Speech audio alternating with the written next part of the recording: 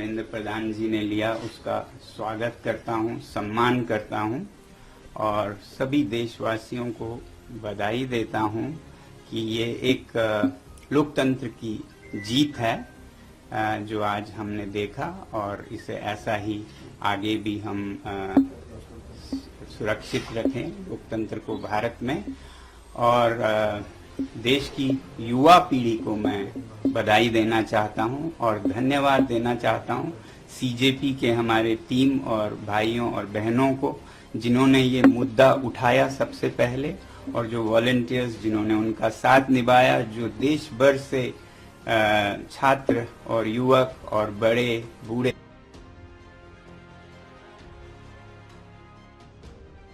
लोकतंत्र के लिए खड़े हुए, उन सब का सम्मान करता हूं मैं। और सबसे बड़ी बात कि जिस तरह से उन्होंने शांति बनाए रखा जहां ये प्रदर्शन हो रहे थे, कुछ जगहों पे दुर्भाग्य है कि छुटपुट घटनाएं भी देखी। मुझे उम्मीद है कि इस शांति को हम बनाए रखें और कहीं भी कोई गलत बात नहीं होगी। आगे भी ये जो शक्ति है लोकतंत्र की वो हमारी शांति से हुई है, ना कि हमारे बाजुओं के बल से। उसके मुकाबले तो आपके बंदूकें हैं, मगर जो शांति की हमने ताकत दिखाई उसके मुकाबले कोई हथियार नहीं है, तो उसे बनाए रखें। अब जब आप महसूस कर रहे हैं कि आपकी जीत हुई, तो विजय में विनम्रता सबसे बड़ी बात है, वही आपके चरित्र को प्रदर्शित करता है, परिभाषित करता है।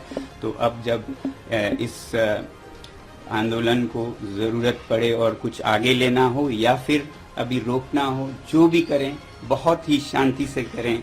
मैं ये उम्मीद करता हूँ कि एक तरफ जब जवाबदेही हमें मिली इस बार की, तो अब सुधार पर काम करने की जरूरत है। केवल एक इस्तीफा से, रेजिग्नेशन से राष्ट्र नहीं बनता है। तो शिक्षा में सुधार हो, इस पर भी आगे काम हो। मुझे पूरी उम्मीद है जिस उदारता से सरकार ने ये कदम ली है वो इसमें अब सुधार के कार्यों में भी जुड़ेगी। सुधार सिर्फ शिक्षा में नहीं बल्कि शासन में भी मेरी उम्मीद है कि अब से देश चलाने का तरीका जरा बदलेगा।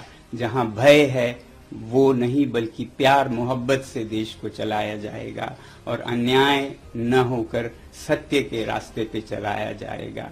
और वैसे ही जहां कहीं भी जिस रूप में भी भ्रष्टाचार है उसे हटाया जाएगा और सच्चाई के रास्ते पे एक भारत देश के लिए और विदेशों के लिए भी एक उदाहरण बनेगा, सच में विश्व गुरु बनेगा।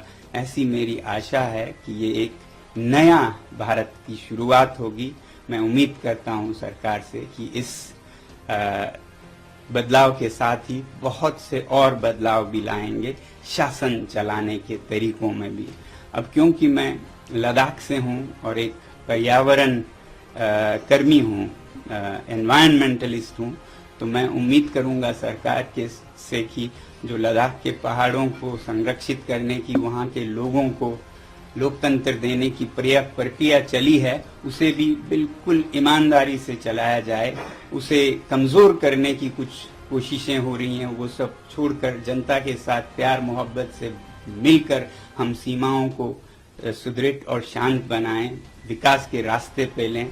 तो लद्दाख में बहुत ही ईमानदारी से लोगों के साथ ये प्रक्रिया जारी हो। बल्कि हमारे पड़ोसी राज्य जम्मू कश्मीर में भी, जहां भी लद्दाख में हो, जम्मू कश्मीर में हो, जो लोगों से वादे किए हैं स्टेटहुड के, लोकतंत्र की, वो वहां भी बहाल हो, ये हमारी उम्मीद है। ये तो मैं अपने हिसाब से कह रहा हूं क्योंकि मैं उस इलाके से आता हूं।